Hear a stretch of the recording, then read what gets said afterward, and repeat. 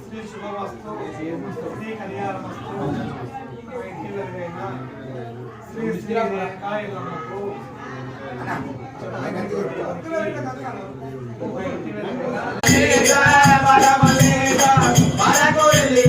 నాకు స్థలం ఉంటుంది